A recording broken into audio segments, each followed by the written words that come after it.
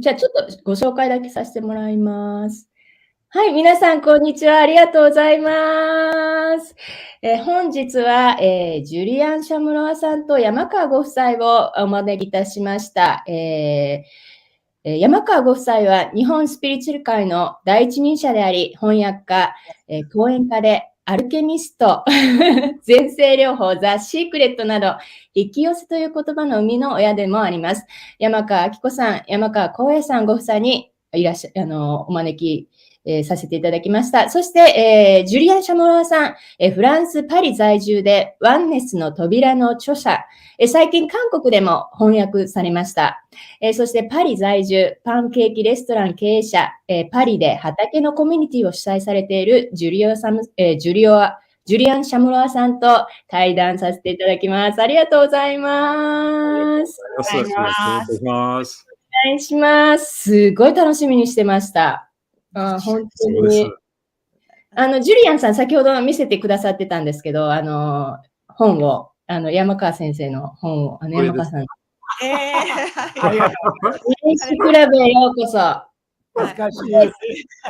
ちょうど今読み始めたところなんですけれども、これはですね、この本は実はカリフォルニア在住の陽子さんという方からお借りしてます。そうなんですか。友達です。はい、もうそうなんですね。つながっていらっしゃるんですね。はい。そこを読ませていただきます。ね、お互いに気になられてた存在だったみたいですけど、荒野さんがすごい木曜日にお会いしたときに、ジュリアンさんは宇宙人とコンタクトを取るのかっていう質問が最初に、最初からちょっと教室なんですけど、すごい突っ込んだ話になるんですけど、その点についてお話を聞きたいんですけども、宇宙人とコンタクトをどのように取られているのか。いきなりこの話から入るんですか。いきなりの。はい。はい、わかりました。ありがとうございます。宇宙人、宇宙存在とのコンタクトなんですけれども、実は僕はボルガーニョ出身なんですけれども、16歳の時に初めてそこで UFO を見て、それで1年後また2度目 UFO を見た結果として、かすかのようなコミュニケーションが始まったんですけれども、当時はそのコミュニケーション自体はもう多分想像だけなのなと、あまりにも気にせず心配はしなかったんですけれども、と言いながら、なんとなく不思議な体験をしているようなことになってるなというような心配という、極端的な、ちょっと矛盾的な気持ちを抱きながら、体験はしていたんですけれども、そういったかすかなコミュニケーションが、当然はですね、自分の頭の中で、言葉であったり、また存在感として存在がいるっていうような実感を、体験させたり、夜の間に不思議な訪れもありましたりというような形で始まったのです。その後、いろいろ、出来事としてはあって、一時期ワンネスという体験をして、そういったような、体験自体はどういう体験であるかって当時は分からなくても、もう完全に狂ってきたんじゃないかなと思うぐらいのね、体験で、そしたら、彼らとの、コミュニケーションというか関係性がより、スムーズになったのではないかと思います。というような流れです。ちょっと聞いていいですか？もちろんです。っていうのは何ですか？どっかの星から来たんですか？それはよくわかりません。そうか。形も見たこともあるんですか？はい、あります。人間みたいな人。あえて言うと、そうですね、人間みたいな人ですけれども、髪の毛もないんですし、肌がちょっとブルーっぽいという色で、目がより大きいなんですけれども、あとは、人間とほぼ変わらない形ですね。170センチぐらいとかですよね。そうですね。そのぐらいの、身長だと思います。っていうよりか、隣にいたって感じですか？隣にいたっていうよりも、うちに来たっていうことで、本当？はい、何回もです。なんか、ああ、じゃあ、素敵な出会いですそうでね。す。まあ、今考えますと、素敵だなと、ただ、それを体験しているとき、ちょっと怖がりで。それは何歳ぐらいの時？初めてだったのはですね、16歳でしたよね。そうですね。はい。で、今は？今も最近は UFO は見てません。ただ最近そういったような訪れも、たまにはあります。あ、ほんまに。はい。どんな会話をされていたんですか？何をですか？宇宙人とはね、どんな会話をされるんですか？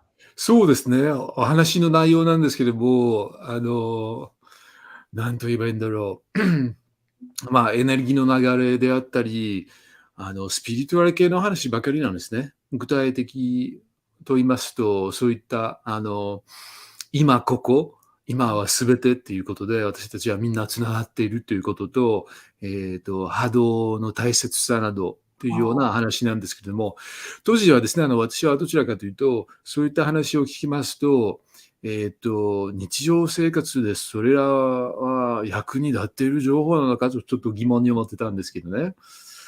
どうそれを活かせればいいかどうかということで、ちょっとその話は、だなと思っていまして。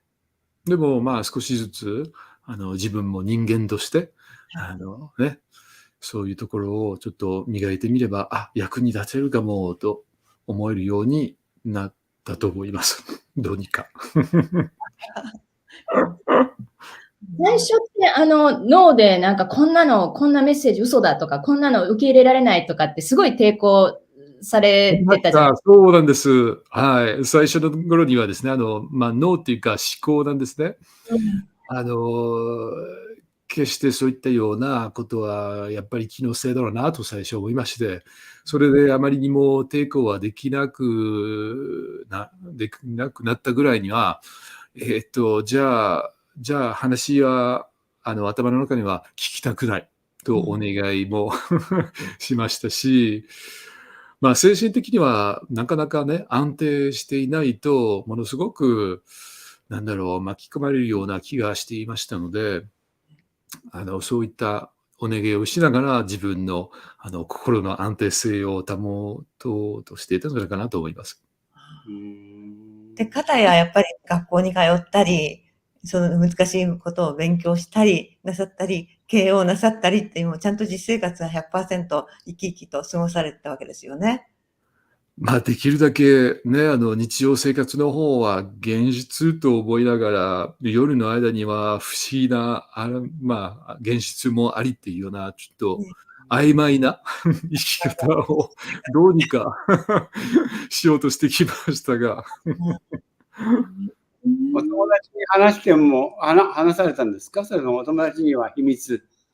そうですね。いい質問ですね。最初は、秘密にした方がいいかどうかっていうよりも、誰に話せばいいかどうかってあまりわからなくて、高校生の自分はですね、きっと友達一人にはお話ができるんじゃないかなと思って話してみたんですよ。あちこち。それで2、3人ぐらいはいてくれまして、そういう話し相手、聞き手となってくれた人がいたおかげで、少しだけでも、心の、なんていうんだろう、ね、心に溜まっていたものが。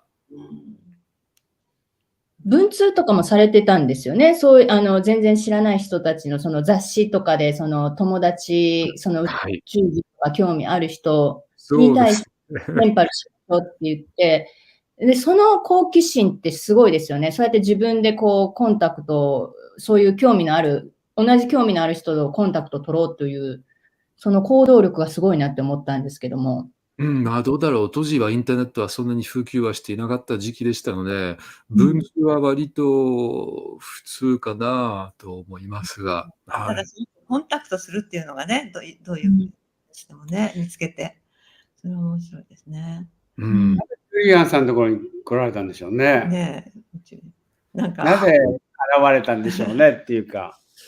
まあ、お話があったっていうわけで、もしかすると私たちは約束をやったのではないかと前から思いますが。ジュリアンさんも宇宙人なのかしら。実はですね、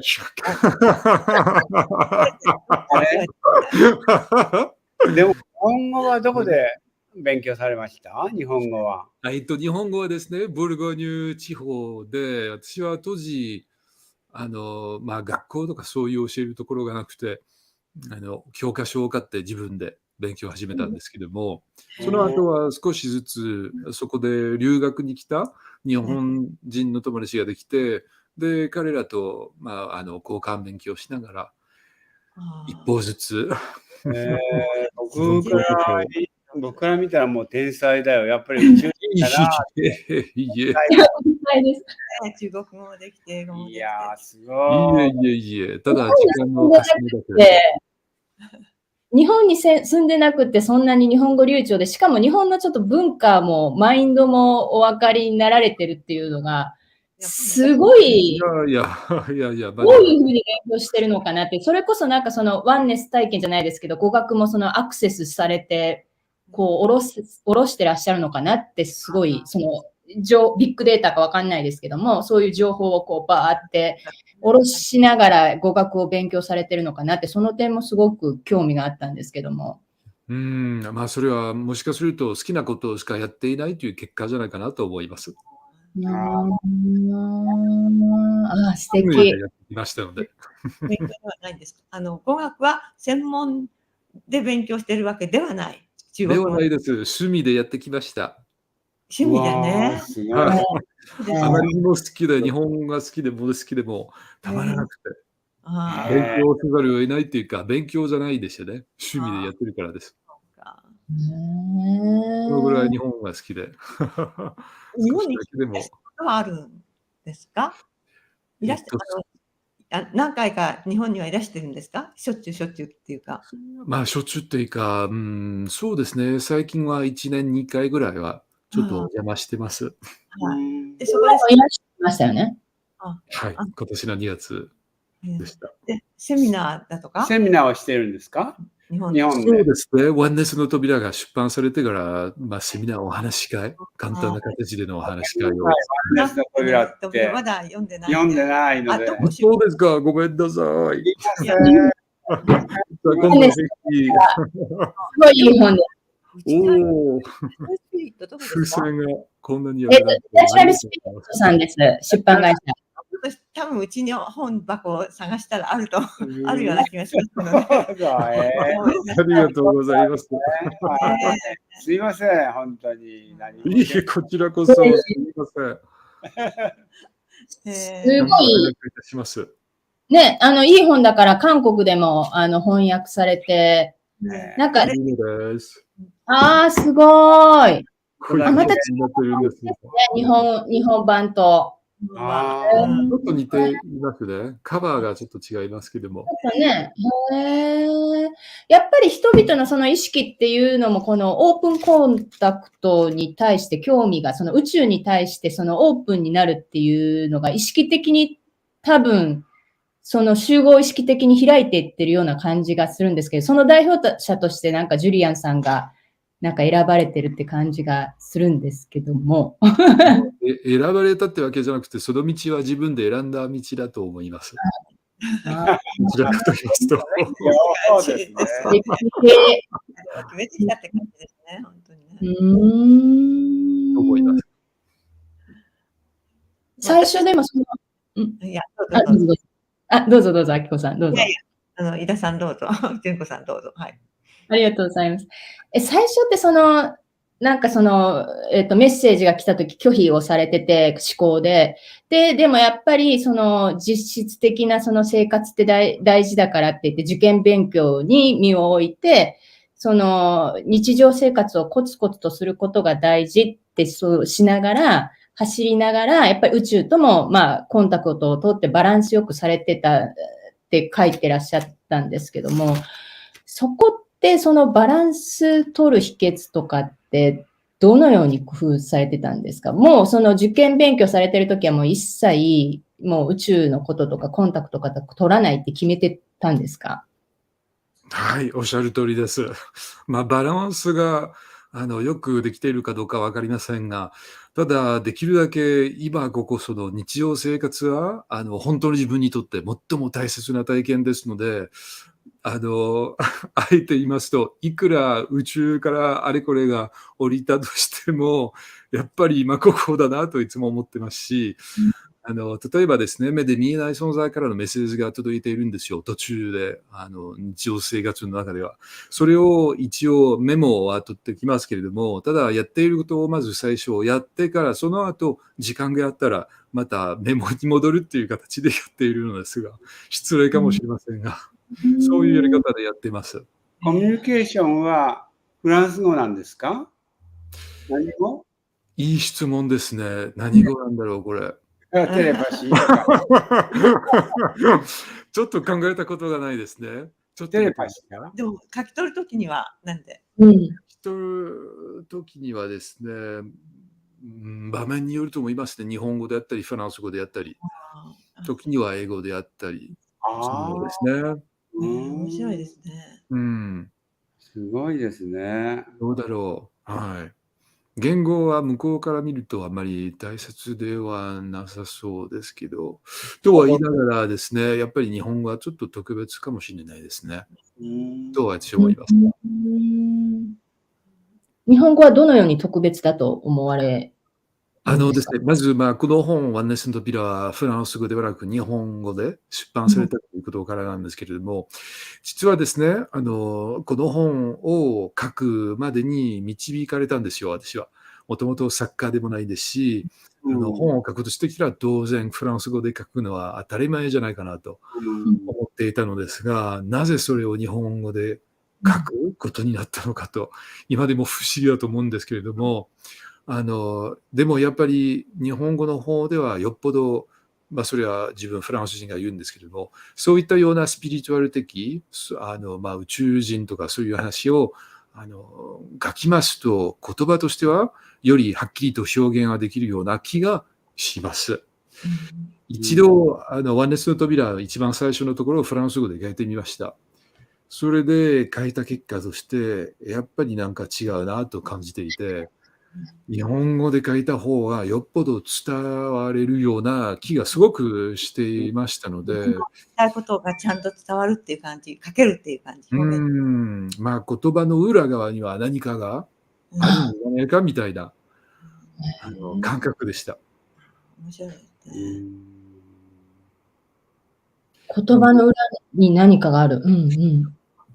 ですね、この体験自体はですね、思考で考える体験よりも、本来の存在として、感じ取る方がよっぽどふさわしいと私は思います。感覚の方はやっぱり大切ですので、そういう話をしますと、やっぱり感覚もちゃんと言葉にして伝わらないといけないということなんですね。それで、フランス語であえて言いますと、表現はできること、できないことはないんですけれども、響きとしては波動かな。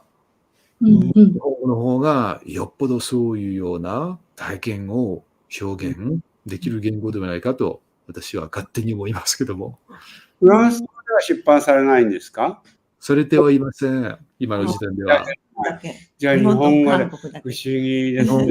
そうなんですね。日本語と韓国語だけなんですけれども。でもフランス語になったらまたフランス人が読むかしら。読むかどうか、読んでくれればいいなと思いますけれども、うちの母親は読みたいとおっしゃってます。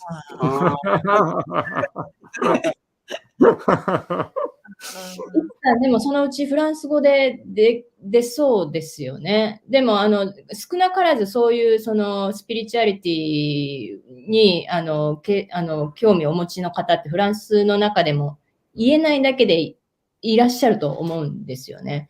確かそうだと思います。はい。まだまだ話ができない、できないわけではないですけども、簡単にね、そういったようなところがまだまだないんですので。日本の方が進んでるってことですか？そうですね。そうですね。かなり進んでると思います。なんだっけ。パウロ・コエリョっているでしょ、アルケミストとか。で、彼の読者は、彼はもうフランスですごい有名なんですよね。で、やっぱり結構スピリチュアリティの、そんなようなスピリチュアリティがかった話を書いてるので、絶対ファンはいっぱいいると思うんです。なかなか、そうですもうちょっと違うのかな、あんまり飛んじゃうのかな、やっぱり。シャーリー・マクレーンの本なんかは訳されてなかっ訳されてますよね。もちろん訳されてます。シャーリー・マクレーンってご存知ですか？シャーリー・マクレーン女優さん。はい。アウトナリムっていう本を出したんですけれども、僕らはそれを日本に紹介したんですけれども、あれは世界中で読まれたんじゃないかなと思うんフランス語ですけどにはもちろんなってね。ますよね。そうですね。きっとそうだと思います。フランスでも輪廻転生なんて信じてる人がいるんでしょ？うん、たくさんいると思います。はい。そうですか。だからその世界、でも最初に探した雑誌とかそういうところがあるわけですよね。なんか最初16歳の時に文通をしたみたいな人たちはね。はい。ね、そうですね。文集を募集している友達とか、そういう雑誌があったおかげで少しだけでも、そういった話が通じる友達ができて、すごく、はい、ありがたく。今でもそういう人たちもっと増えてるかもしれないしね。そうなんですね。ねと思います。少しずつ増えてくるかなと思います。ユリアンさんの、すいません。はい、どうぞどうぞ。ゆうかさん、純子さん。お任せます。はい、お任せ。すいません。すいません。ジュリアンさんの雑誌、その先ほどの雑誌って、そのスピリチュアリティっていうよりか、どちらかっていうと、その宇宙人とか宇宙人に関する雑誌だったので。そうなんですね。UFO とか宇宙人。そう、を中心にした内容で、その中ではもう一切スピリチュアリティのことは書いてありませんでした。そうなんですか。一切とですね。いろいろ分野があるんですね。でも、まあ、違うのかな。はい。ただ、フランス人ってなんとなくすごく科学マインドっていうか、論理マインド。そうですね。おっしゃる通りです。ロジックがすべてと私たちが思ってます。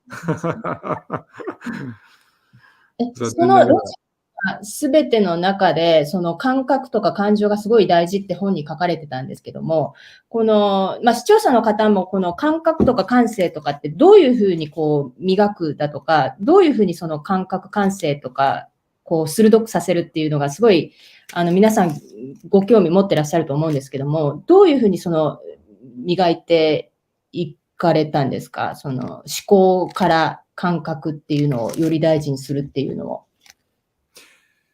そうですね。ですね、そういったような宇宙の存在たちとのやり取りをやっている途中で、やっぱり思考はあまり役に立たないというような気がついて、違う立場から物事を見た方がよっぽど彼らが伝えたい内容をはっきり聞こえるようになるというのは気がついてから、まずはそういった思考を、静かにした方が良いということ。そして自分が体験しているのをひたすら体験し、それを判断せずに観察するというような立場を保つのはキーだと思いますね。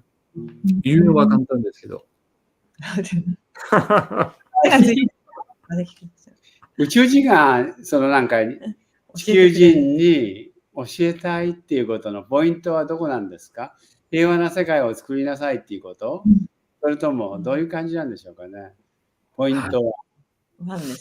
どうだろう。向こうはどこまで教えたいのですかね。私はちょっとわかりませんが、ただ、あれこれをやりなさいというよりも、まずあなたは誰なのかと知っておきたいということから始まると思いますね。あなたは誰なのか。はい。あなた自身を知りなさいみたいな感じかな。それは、荒野さんも、あきこさんもいつもおっしゃられてることですよね。スピリチュアリティを学ぶ上で一番大事なのは、まずあなたは何者なのか、っていうことね。僕らもそう思いますね。それを知ると、どういうことなんですかね。自分は、やっぱり自分の中に神様がいるっていうことかな。っていうか、なんか、の場合はそうだったんですけどね。私の感覚としてはやっぱり宇宙とつながるっていう感じですよね。宇宙とつながる。それも一つですね。なんか、私も、40年ぐらい前から宇宙存在とはちょっと違うけど、いわゆるその、なんていうの、昔人間だった人たちの、こうなんだっけ、あれは。霊霊は霊、スピリット守護霊ですか？守護霊じゃスピリット守護霊じゃなくて、なんだっけ。ガイドスピリット。ブラザーフッドってなんだっけ。ああ、ホワイトブラザーフッド。ホワイトブラザーフッドホワイトブラザーフッドなんですよね、僕らは。はい。そしてそのはい人たちまあ、からいろんなメッセージが降りてくるように来たんですけれどもなって。はい。で、だかホらなんか、ワイトブラザーズ。うん。ホワイトブラザーそうでフッドね。言葉が問題じゃないっていうのも分かるし、ただ伝えなきゃならないもんだから、私の場合には一番最初に言われたのが、あなたは私たちのマインドであり、ボイスであるって言われたんですよ。ああ、素敵。うん。どういうことかっていうと、最初は全然分からなかったけれども、インスピレーションできてね、意味が。うんそうすると言葉をさっき、私だったら最初英語に訳して、それを書いたり言葉にしたりっていうのが、で、後になってやっと、そうか、ボイスっていうのは喋ること、書いたり書いたりすることだし、ここで私翻訳業だから、ここで翻訳してるんだなっていうのが分かって、それでマインドとボディなんだなと。でも、マインドっていうのは、本当に機械的にマインド使うだけですよね。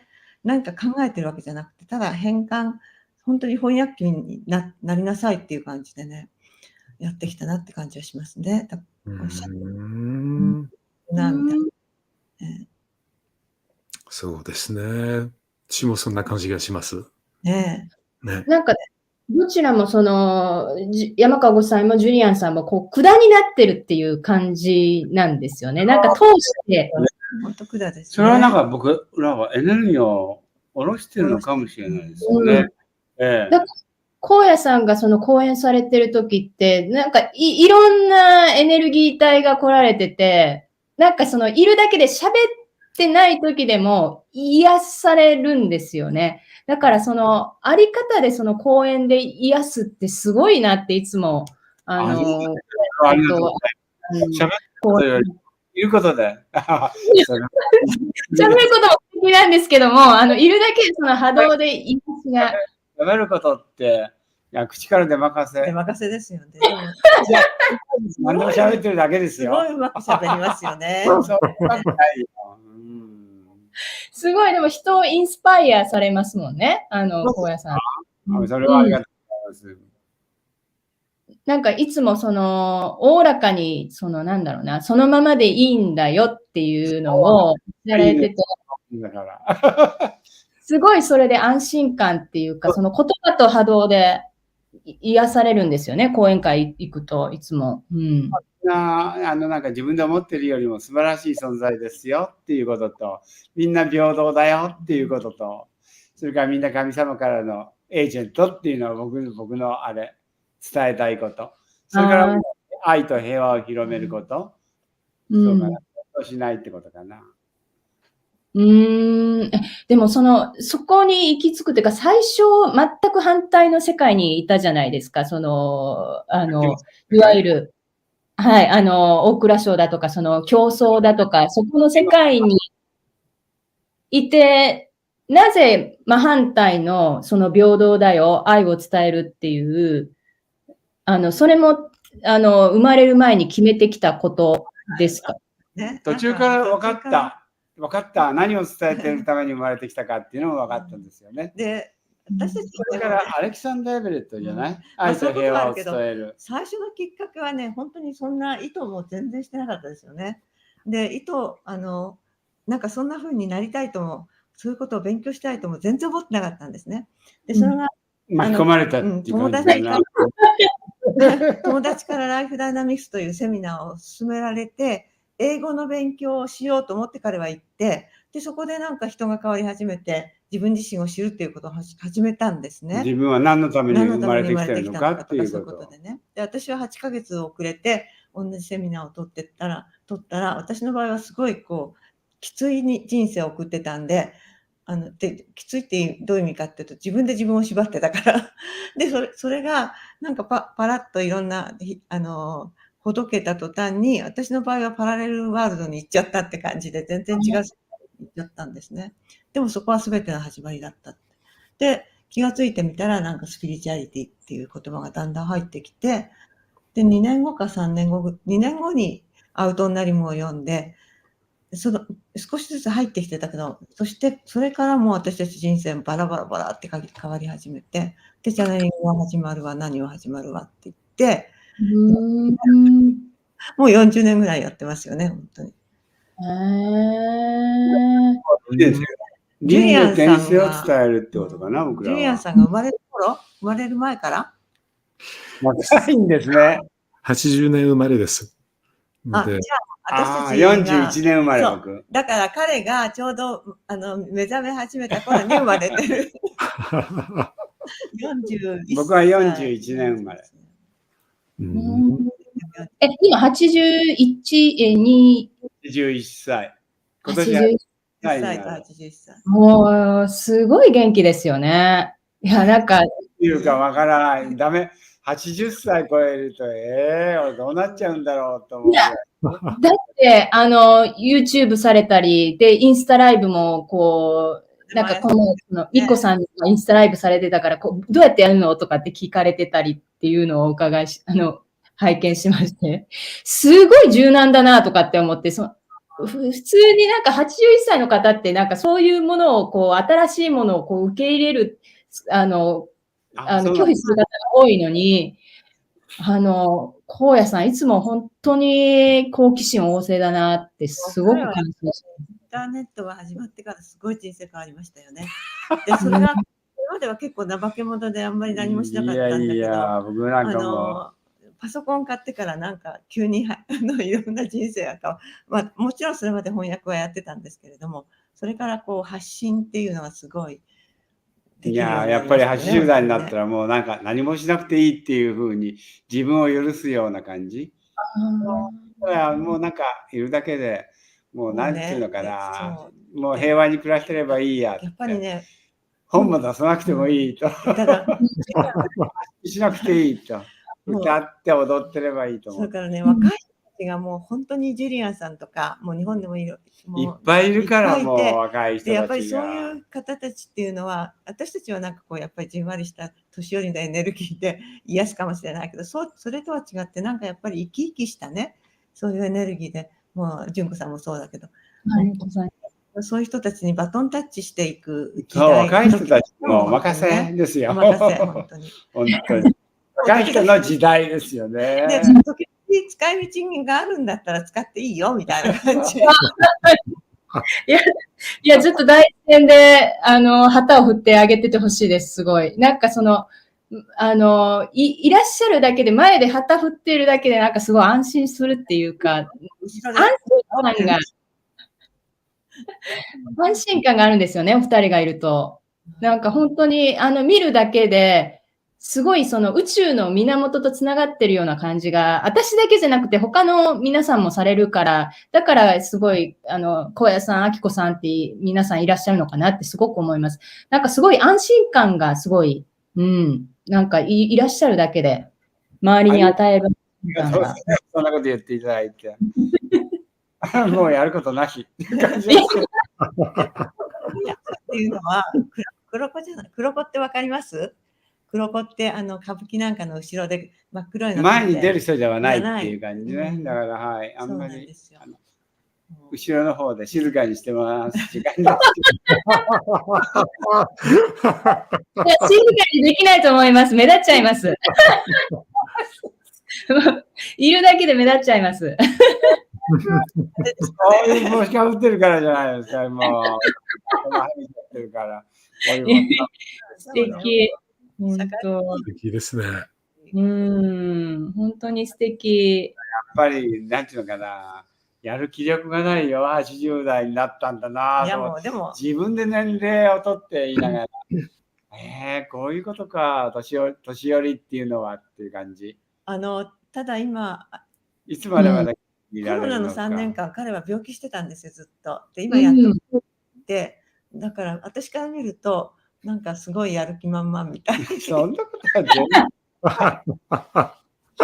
然はい、もうあれもやりたい、これもやりたい。そんなことない。日向ぼっこと寝ていること、まあ、時々 YouTube 見たりしてますけど。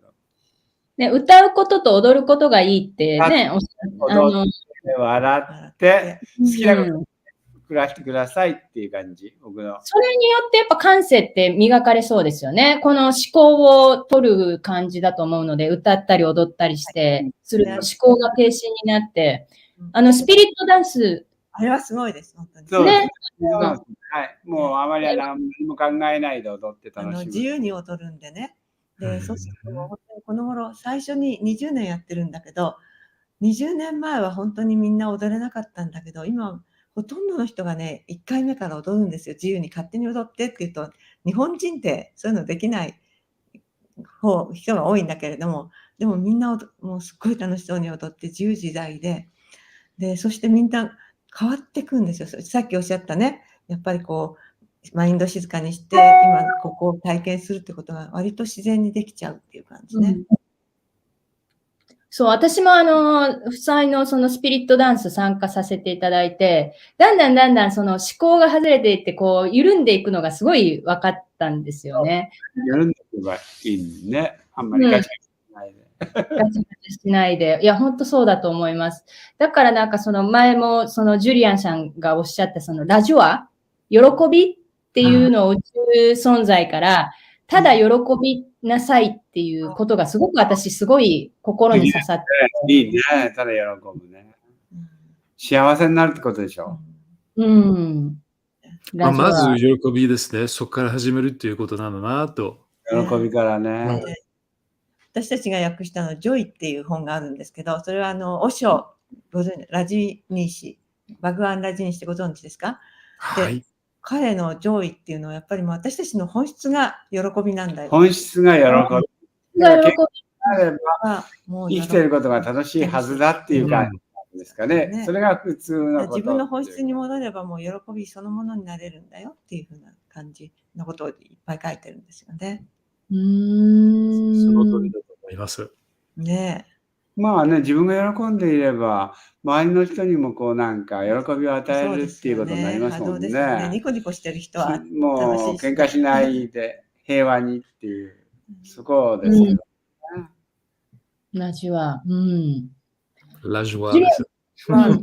もう一度聞かせてもらっていいですか？ラジワのそのメッセージってどういう時に来て、ラジワだよって、すごい心に残ってるんですけど、ラジワについて。フランス語のラジワは喜びなんですけれども、なんて言うんだろう、フランスはですね、喜びっていうのはですね、もちろんね、たくさんそれを体験している方はいらっしゃるんですけれども、ただ、フランスっていうのは思考の国と私が名付けたんですけどね、まずは思考、その後、余裕があったら、喜び、ラジワというふうな順番で私たちは生活しているんですけれども、思考だけだとちょっとだなと私が思うんですけどね。で、喜びはですね、おっしゃる通り、本質、私たちっていうのは、もともと今この体を通して、その3次元を体験しているためには、いろいろ準備をして、生まれてきたんじゃないですか。で、それに対して本当の自分はやっぱりその喜びを常な状態として体験しながら生まれてきたら、ここでのね、日常生活は、喜びっていうのは何だろうとね、たまには忘れてしまうかもしれません。ですので、原点として、ソースとして、そういった喜びに戻ることはものすごく大事だなと思います。それは向こう、宇宙の存在たちも、あなたは誰なのかということと、その後はですね、もう、胸に感じるワクワクっていうのは、それは喜びですよということと、その喜びをベースにした生き方を、どんどんやってきなさいというような、メッセージだなと思います。バシャールも似てるね。ワクワク。バシャールさんも。そうですね。そういえば、そうなんですね。バシャールも、同じような。エブラハムもそうですよね。ワクワク。ことをやっていこう。はい。40年前にバシャールが来てくれた時にそのメッセージがバーッと出て、の時日本人ってワクワクしちゃいけないみたいなところがあって。結構ね、みんな大変でしたよね。ずいぶん変わりましたよね、日本。うん。はい。まさか。本当に。はい。うん。でも、ワクワクするにも、そのワクワクの前に、やっぱり自分は何者なのか、何が好きなのか、そうです。何が嫌いなのか、好きなのかっていう、その自分の感情に正直になるっていうのが一番大事なのかなって、すごい思いました、今の話を聞いて。うん。特にやっぱりこう頭をね、マインドっていうか思考をちょっと忘れることとかね、それも大事ですよ。頭がこのカチョってネバーラヌでいるとやっぱりワクワクにはならないですよね。そうなんですね。それから、あなたは誰ですかっていうふうに、こうなんか、こう、知りなさいって言ってたけれども、ジュリアンさん、あなたは誰なんですか？出ました、この質問。そ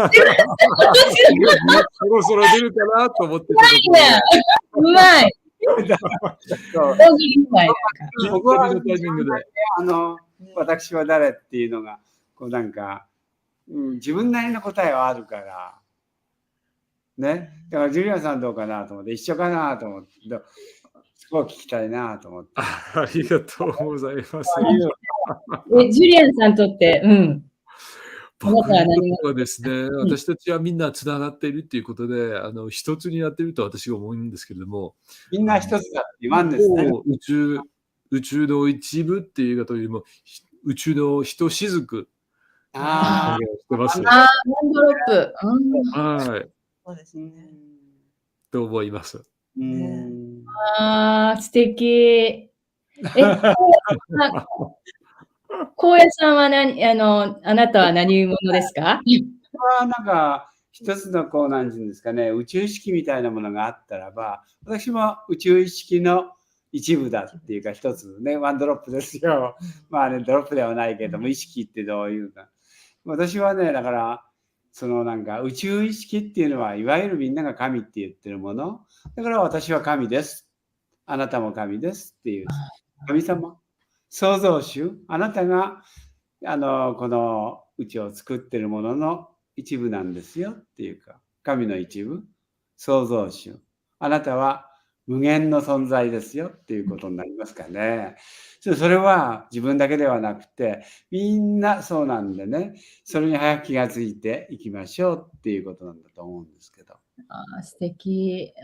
ね、みんなが分かれば。ただ、みんなそう思えばいいのにと。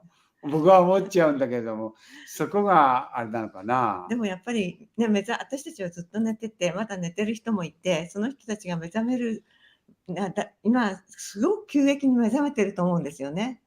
思います。私たち、じゃあみんなを目覚めさせるにはどうしたらいいかって言ったら、やっぱりみんなが自分は宇宙の一部だっていうことにみんな一つで宇宙の一部で、みんながつながってるしっていうことに気がつけばいいんだけど、自分がもっと深く気がつくと、みんな伝わってきますよね。で、それをずっといろんな人がこのものをやり始めてるから、すごい本当に時代は変わってきたなって思いますね。でも本当にジュリアンさんがね、ロスでもすごいセミナーやってくださったんでしょ？私のお友達みんな大喜びでいっぱいフェイスブックに書いてて。ありがとうございます。まあ皆さんとつながって一緒に喜びを体験するのはね、すごく大事だなと。はい。ロスの日本人ってすごいでしょ？ロスとか。本当に素晴らしいです。ロスはもちろんのこと、サンフランシスコの方からも、ものすごく印象的でした。ありがとうございます。みんなびっくりして、日本語でなんかセミナー受けたら嬉しいんでしょう。ね、どうだろう。でもまあ皆さん英語堪能ですので、英語であったり日本語であったり。そっか。はい。楽しいですね。でもやっぱり日本語の方がもっと心にまでたどり着くことができるんじゃないかなと思いますから。そんなことは初めて聞いた。そうですか？ね、そういう力があると思いますよ、日本語。僕らはね、日本語を訳す人なんだから、すべて英語の方がなんていうのかな、そういうことを伝えやすいから英語の方がいっぱいあって、それを日本語にしてるのかなっていうふうな感じで。たくさんはあったんですよね。ただ私、日本語になってる時にね、日本語って大体縦でしょ、横に流行り始めてるけど、縦に書くっていう時に、横書きだとこう広がりはあるんだけど、深くいかない。で、面白い。知らないうちに、こう、そのさっきおっしゃった、深くまで行くっておっしゃったようなことが、その書き方としてはあるような気がすごく、翻訳者としては感じてたんですね。だからある意味、本によっては、英語の本よりか日本語の方が、深くまでみんな分かってくれるみたいなところすごくありました。本当に。なるほどですね。なるほど。だけど、英語の方が説明しやすいとか、そういうのもあるんですよね。やっぱりそれぞれの言葉によって、なんかどっち伝えやすいことと伝えにくいことってありますね、本当に。そうですよね。確かにです。日本語だと主語がそれこそ省いて、私だとか彼だとか省いて、どちらかというと主語がなくって、もうワンネスっていう感じで、こう、話が進んでる感じがするんですけども、だからすごい日本人の方が集合意識につながりやすいっていうのを、そこを感じられて、ジュリアンさん、なんか日本語の方が伝わりやすいっていうのもあるのかなって。あるかもしれないですね、そういえば。そうなんです。いいか悪いか別にしてね。いいか悪い気に問わず。よしよし。私が、かもしれませんね。みんなあんまり自分で考えないでもってみんな一つみんなの真似しちゃってやマスクは全部してるとか一団結なんでやっちゃったりもあるし。そうですよね。いい面も悪い面もありますよね。いや、本当そうですよね。気にしてマスクをやっぱり外せないっていうのも、やっぱり日本人らしいなっていうのが。外せないっていうか、自分はどうなんだって自分で考えるよりも、まあ人に合わせてるっていう感じもありますもんね。波風は立てたくないとかね、この頃私それがありますよね。たくないとかね、どういうことなのかなって。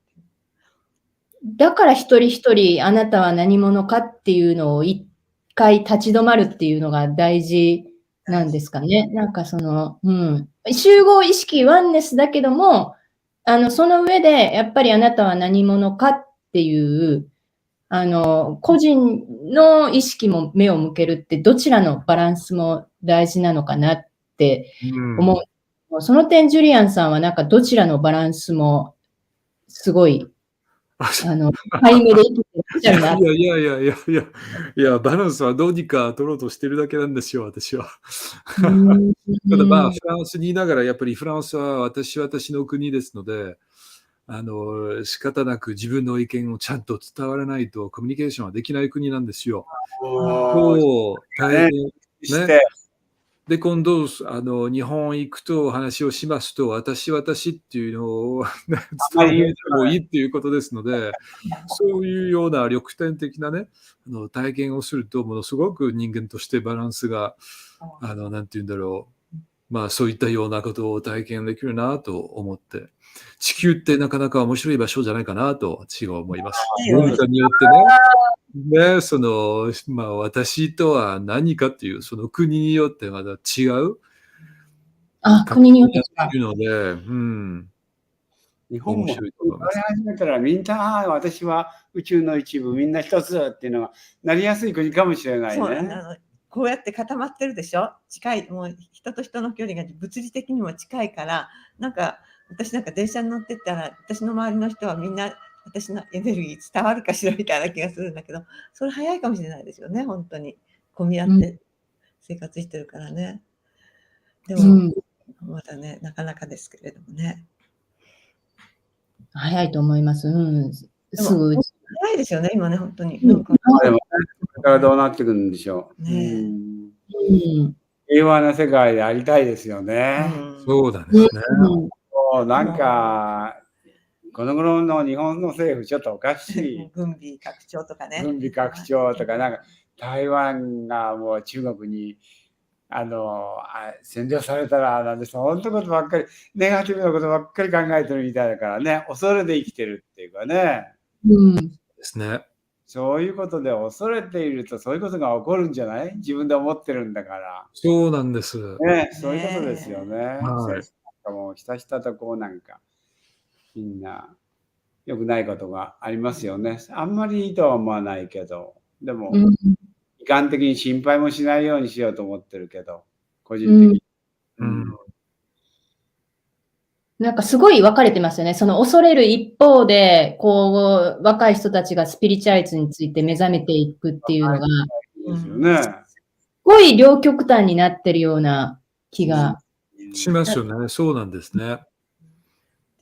でも本当に新しい生き方を選んだ若者もだんだん増えてきてるし、そういう意味じゃ、こう体制自体が結構そこの方でもう全然違うパラダイムで生き始めてる人もいるような、もう世界中そうなんだと思いますけど、思うんですよね。だからそういう意識で、だから私たちにできるのはそういう人を応援することとそういう意識を自分を持つことだけじゃないですか。で、さっき皆さんがなんか畑をなんとかっておっしゃってましたよ。パリで畑のコミュニティですよね、ジュリアンさん。コミュニティガーデンです。はい。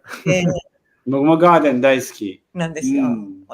ほとんど野菜は野菜は自分で作って。80%ぐらい。おー。わあ、素晴らしいですね。もう本当にぜひ上手に作るようになりましたね。もともと子供の時からちょっと農業はしないと生きていかれなかったから。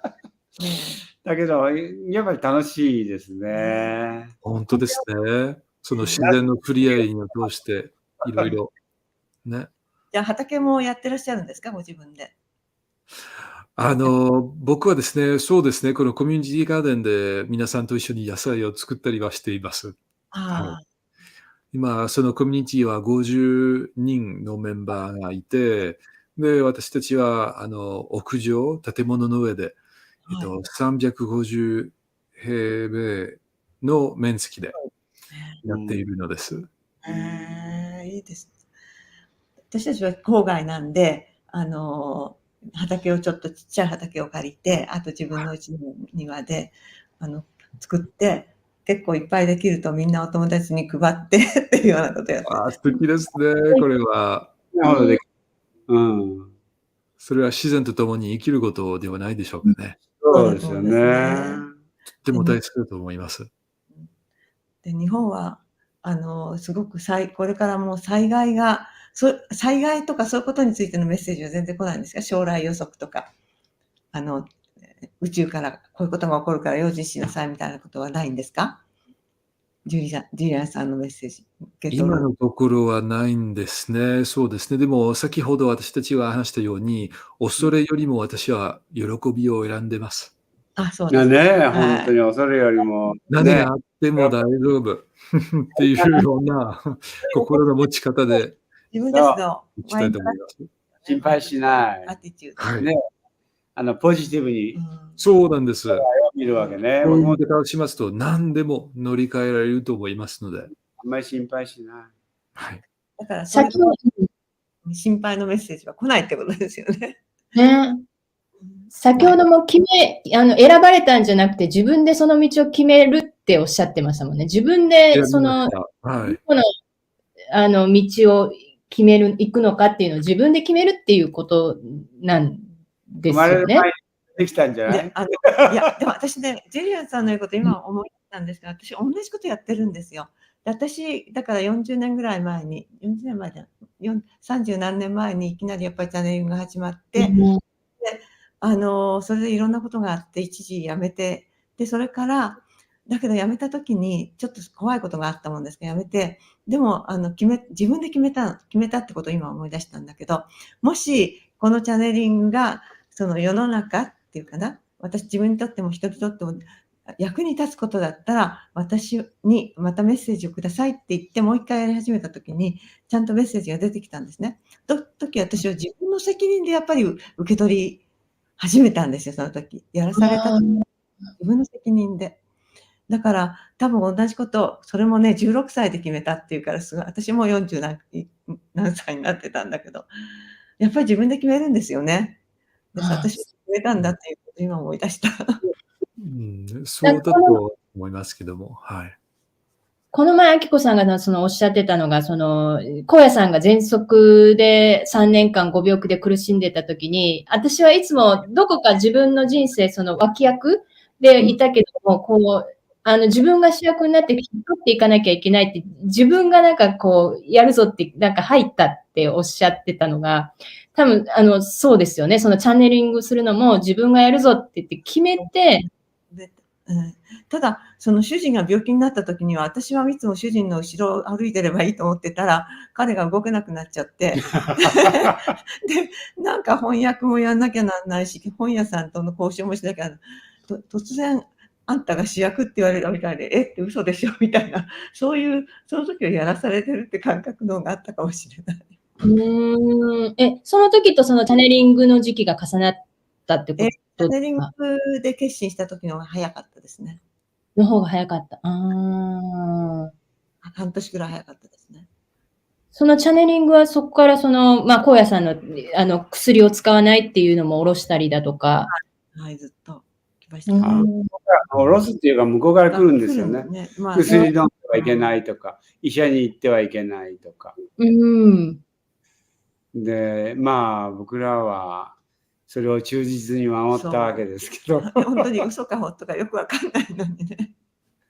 途中で、そのやってて、その薬を使わずにその看病してて、でも悪化してて、いや、やっぱ使った方がいいのかなとかって、途中でどうしようって迷うことは一切ないんですか？迷わなかったね。嘘迷ったよ。迷いよ。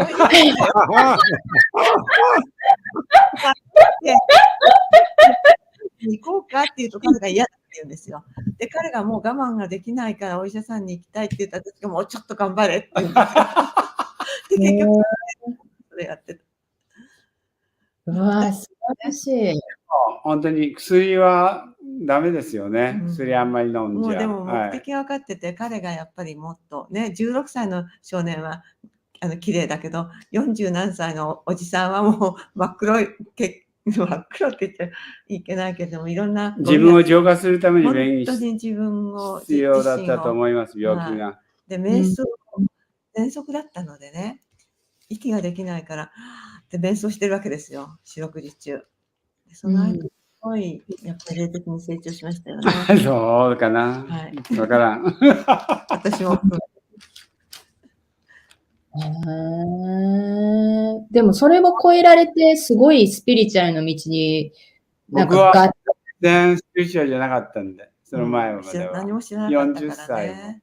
何にも、宗教も嫌い、まあそんな、まあ危険なもんだと思ってたし、それから神様なんていないと思ってた。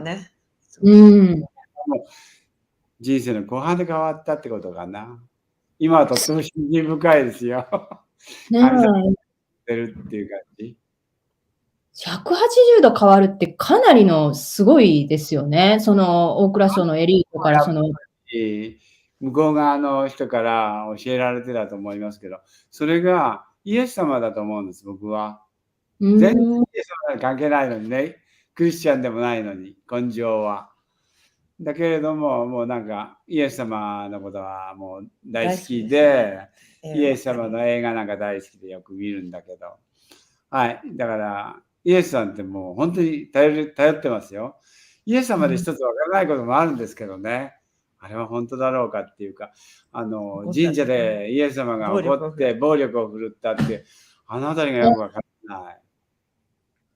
なんだっけ、お寺の前でもってもうこうなんか物売りの人のお金をこうしたりなんかすごい暴力使うじゃないですか、イエスがだよ。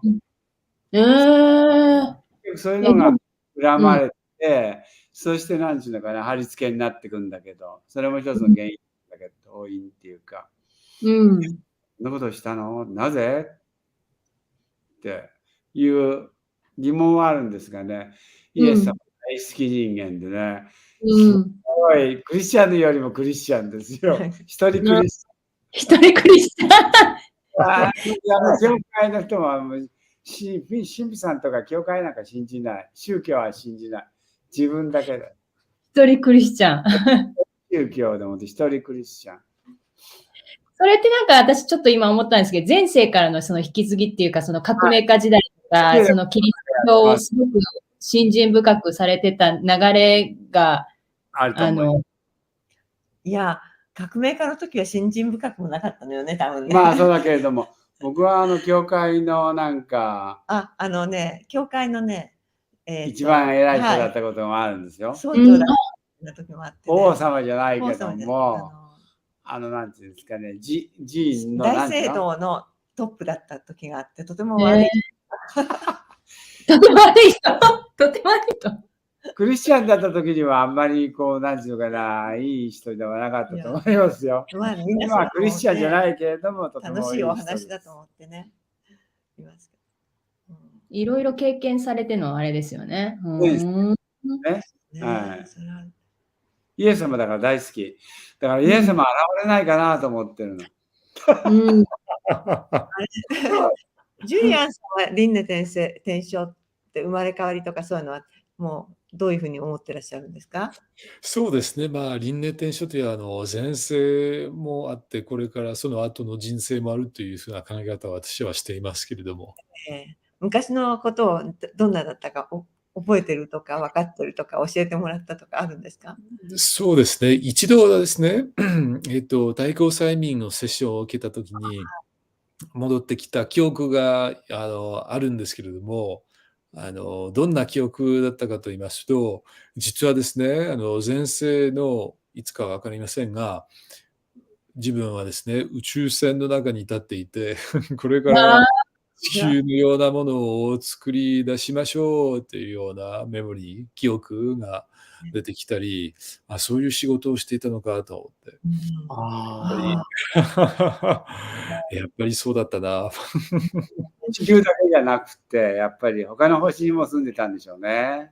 あの時はですね、住んでたかどうかは分かりませんが、ただそうするためには、例えば砂漠のような様子な惑星を地球みたいに住みやすくなる環境を作り出す仕事をしていました。SF みたいですね。そうなんですね、そういえば。デューン。なんです。そんなこともやっぱりある、そういう人もいるんでしょうね。だから今やっぱりそういうふうに宇宙から呼びかけがあるっていうのもその時それはそうだと思うんですね、きっとね。それを感じないですね。どうだろう。だから今ここコミュニティガーデンを作ったんじゃないかなと思ってるんですけど。そうやって集まってくる人ももしかしたらその時の仲間かもしれないしね。そうなんですね。はい。でも一切そういう人たちとそういうそのスピリチュアリティとかその宇宙についてお話はしないんですよね。それがなんかそれはなんかジュリアンさんが話しにくいとかって思ってらっしゃるんですか？それとも話すきっかけがないとか。ですね、もともとはですね、私たちはそのコミュニティガーデンで一切外の話しないで、そこで自然と共に働くこと、それで、そこではですね、私よりも私たちというような話し方をしているので、できるだけグループとしてその中で自然に近い考え方をしたいということなんですよ。なので、当然、スピリチュアリティの話もできるんじゃないかなと思われるかもしれませんが、実はですね、皆さんはですね、個人個人の意見を持っているので、それを少しだけでもリスペクトするためには、自分が持っているスピリチュアリティとかの話は、やっぱりしない方がいいんじゃないかなと思ってます。言葉よりもですね、皆さんと一緒に、例えばですね、野菜を作ったり、その土のね、を大切にするための作業をやってきたり、やっていた方が、暗黙に、自分のあり方でもう十分情報が伝わるんじゃないかなと私は思います。わあ、素敵。あり方で情報が伝わる。はい、そんな感じがします。あんまり近所の人たち仲良くいいけれども、彼は話しますけれども、時々話して、でも子供はあんまり話さなくなって、そうすると、何にも話さない方がみんなに伝わってくって感じ。だからね、みんなそのままでいいっていうのがすごくよくわかる。もうみんな、スピリチュアルじゃなくてもいいし、みんな生きたいように生きていればいい。でも、だんだんその一緒にいるうちにやっぱり思いやりだとか、それからポジティブなものの見方がみんなできるようになっていくんですよね。だからそういう意味じゃ本当に、何も話さなくても、さっきのジョイ、喜び、フランス語じゃ発音できないけど、そういうような感じでいつもワクワクしてると、なんか周りに伝染していくっていうような感じ。で、特に年寄り仲間ですからね、無理しない方がいい。でもトゥーレイいやいや、でも変わってくんですよ。やっぱり彼と一緒に話してるうちにね。本当にね。いやいや、重ねてきたものが違いますからね。なんか重ねてきたものでもうね、話せなくても。こんなシャツ着たりしてる人なかなか日本じゃいないんで。で、そうするとみんな。すごい綺麗。レインボー、虹じゃないですか。綺麗。で、このメガネだってね、ちょっと年寄りのメガネです。はい。お帽子、ウズベキスタンでしたっけ？お帽子、ウズベキ普通の編んだ、ただ、レース編みの。僕、ウズベキスタンの帽子もよくかぶります。はい。なぜ知らない、なんか、ハゲを隠すために、こんな帽子。すごい似合ってらっしゃる。素敵。素敵。ちょっとこうやった方が若く見えるから。すごい色似合ってます、すごい。いるだけでやっぱりその伝わるっていうのがやっぱりあるんですね。その、ジュリアンさんにしろ、この荒野さんのそのご近所での体操にしろ、まあ喋らずとももう、そのビーイングか、いるだけでっていうのが本当に、だからそのままでいいって本当に納得です。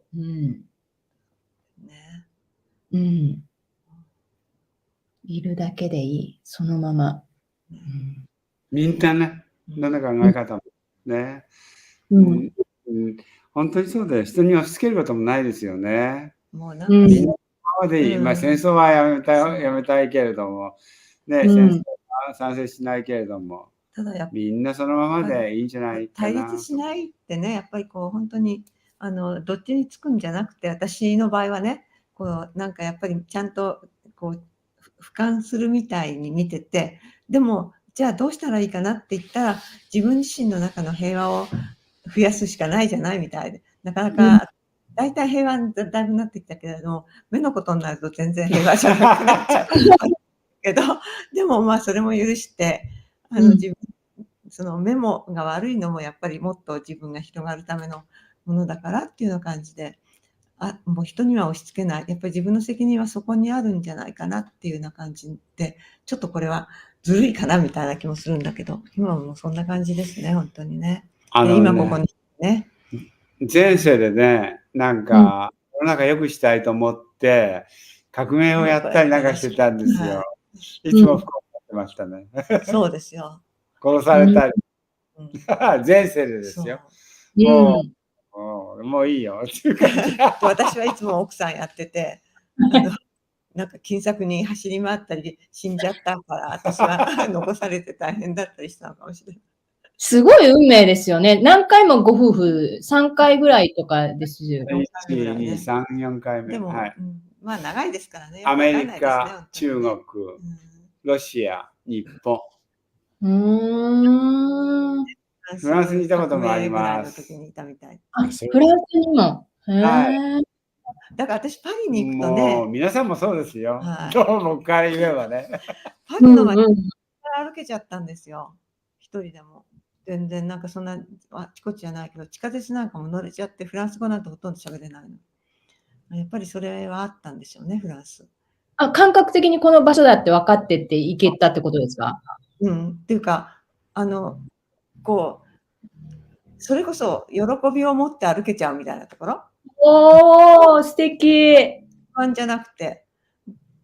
で、夜、シャンゼリゼ歩いてたら、私も40いくつだったし、全然ナンパされたことのない人が2人ぐらいからナンパされかけて、とか思って、パリってこういうところなのかなって思ったりした。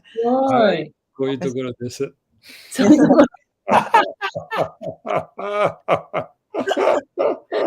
でもその前世の記憶って、だから魂がもう喜んで湧き出てくるんでしょうね。こう。そうなんですよね。そういうことね。多分パリでフランスで住まれてたから、こう、湧き出てきたのかなとかって。そういう感じですよね。彼ももちろんいたし、いたね。ラジュア、喜びを持って、その魂で生きるっていうことが一番大事なんですね。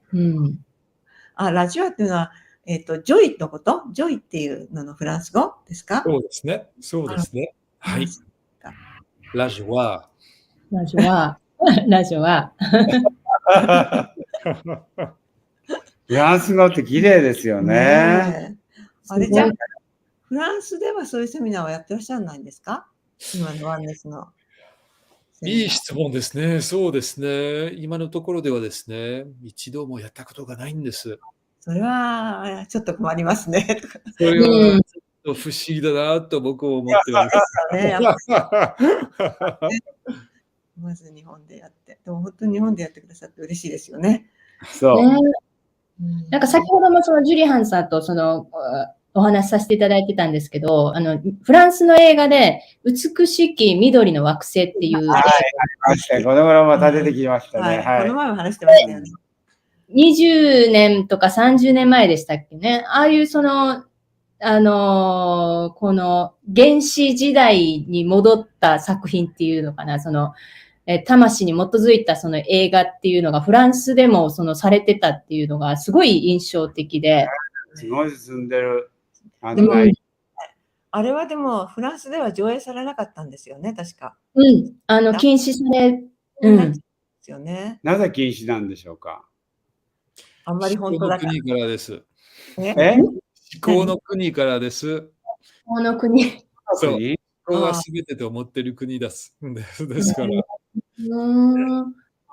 でもよくそういう国で映画をあんな題材的に作られましたよね、あの方。そうですね。もしかすると監督さんがチャネリングでそういった内容を映画を作りなさいと降りてきたんじゃないかなと私は思いますけれども。ねえ。大好きあれは。まだ今やれますよ。YouTube で。だったらね。そうですね。はい。また見よう。ぜひ美しき緑の惑星皆さんも。で、あとアウト・オン・ナ・リムも今 YouTube で、ね。YouTube で見れますよね。翻訳していただいたやつが映画で。すごい、ありがとうございます。本当、今日はなんかすごいいろんなお話ができて、なんか、あと、ジュリアンさんとかコヤさんとか、もうそろそろお時間ですけども、何かお伺いされたいこととか、お話しされたいこと終わりになります。質問がありますけれども、いいですか？はい。魂の調子はいかがですか？魂の調子？最高です。グーですか？魂はいいですね。もういつも。恥ずかしいね。昔でも一番初めに書いたものですから。恥ずかしい。あれなのね。撮ってない。はい。素敵、その本。天国はここにありっていう題で出てるので、ダイヤモンドちょっと見たところ、もうなんか僕自分自身が恥ずかしくてなんか。でも面白いからね、人気がある本です。なんで自分自身が恥ずかしいですか？そんな小屋さん素敵なのに。何て言うんですか？YouTube やってるけど自分の恥ずかしくて見られないの。意外、私、小屋さん自分大好き人間かと思ってました。恥ずかしい。あそこのなんだっけ、Facebook に自分の顔出してね、なんかいろいろ言われてますけど。私もそう思いますけどね。だけど自分の恥ずかしい。でもそうなんですね。意外。素敵ですね。恥ずかしいです。意外です。素敵なのに。意外。勇気を出して。はい、じゃあ私からの質問は、次に日本にいらっしゃるのはいつですか？ありがとうございます。今年の10月、また日本へ行く予定です。そうですか。それはもう楽しみですね。すごい、今年できるのを楽しみにしてます。はい。ありがとうございます。この後あれですよね、ご夫妻、スピリットダンスですよね。そう。はいはい。町田、まだ町田でしたっけ？玉川学園まあ、玉川がセンター、コミュニティセンター。うちから15分ぐらいのところです。玉川学園前通り行って2、3分のところ。そうです。はい。コミュニティセンター。今日何時からです6時か。ら？6時から。あ、じゃあ2時間後。です。はい。フランスの毎日歌でもあります。はい踊りも。フランスの歌で。フランスのシャンあ、ソンそうですか。入ってますおお。フランス語わからないけど、音楽だけはフランス語。ザズさん、よかった誰ですか？なんていう人なんだろう、僕はわからない。有名な人だと思うけど。私、フランス人のザズさん、女性の。そうですね。大好き。ね、結構構スピリチュアリティなことをなんか歌ってらっしゃる。本当ですね。本当ですね。エザジさんの歌手ってなかなかね。いるんですか、そういう人も。フランス語わかんないからそういうことは一切わかんないんですけど、彼女の声がすごいいい。声いいですよね。ね教えてくれないじゃん。エディット・ピアフの再来みたいなね。ピアフだったら好きなんだけど。またその曲もかけてください。スピリットダンスで。月何回ぐらいされてましたっけ？2、3月3回。月3回。はい。3回。3回やってます。決まってます？日に、第1、第2とかって。決まってないです。決まってない。はい。自由に。行きたい方は、私たちの、ホームページに出てますので、見てください。Facebook でグループがあります。山川スピリットダンスの会。山川スピリットダンスの会の Facebook は。書いてあるメルマガとか、そういうところに出てます。はい。はい。ありがとうございます。じゃあまたぜひ皆さんもご参加なさってください。ありがとうございます。本日はどうもありがとうございました。すごい素敵な会でありがとうございます。ありがとうございました。楽しいお話。ありがとうございます。お忙しい中ありがとうございました。失礼します。ごめんなさい。こうやってましたっけ？こういうの。緑の。こんな方やってたんです。そう。こうやったらみんな変わっちゃう。変わっ